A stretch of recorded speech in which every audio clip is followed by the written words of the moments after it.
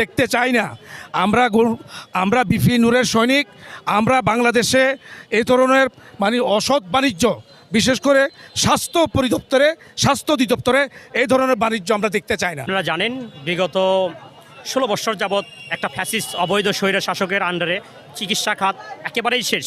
কয়েকটি দাবি ছিল, তার মধ্যে হলো টেস্ট বাণিজ্য বন্ধ করতে হবে এবং একদম সম্পূর্ণভাবে স্বাস্থ্য মন্ত্রণালয় থেকে স্বাক্ষরিতভাবে সমস্ত টেস্টের এগেনেস্টে একটা নির্দিষ্ট ফি নির্ধারণ করে দিতে হবে। তো তার পরবর্তীতে আমার সভাপতি এসকে সুমন হাসান সহ গণ অধিকার পরিষদের সম্মানিত সভাপতি খোরশেদ আলম আঙ্কেলকে আমি জিয়া মেডিকেলে পাঠিয়ে দিই।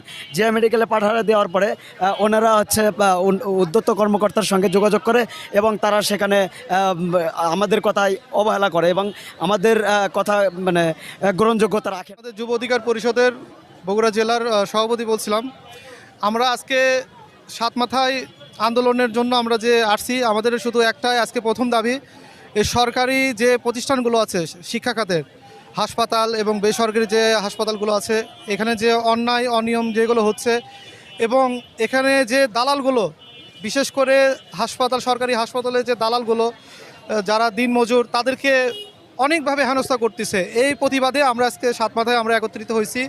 আমাদের প্রথম দাবি, সরকারি প্রতিষ্ঠানগুলোতে দালাল মুক্ত করতে হবে এবং সরকারিভাবে যেভাবে ওষুধপত্র যে সরকার থেকে আসে, এই ওষুধগুলো প্রত্যেকটা গরিব মানুষের মাঝে যেন পৌঁছে, এই ওষুধগুলো বাইরে যেন বিক্রি না হয়, এটার আমরা প্রতিবাদে আজকে সাত মাথায় একত্রিত হয়েছি। তো এই বিষয়গুলো সরকারি হাসপাতাল, বেসরকারি হাসপাতাল এবং ডাক্তারদেরকে আমরা জানাতে চাই, এই বিষয়গুলো থেকে আপনারা যদি সুষ্ঠু সমাধান যদি না করেন, আমরা আগামীতে আরও এর থেকে কঠিন কর্মসূচি দিব এবং ছাত্র জনতাকে নিয়ে আমরা আপনাদের প্রতিষ্ঠানেতে কিন্তু আমরা আপনাদের সামনে কিন্তু দাঁড়াবো।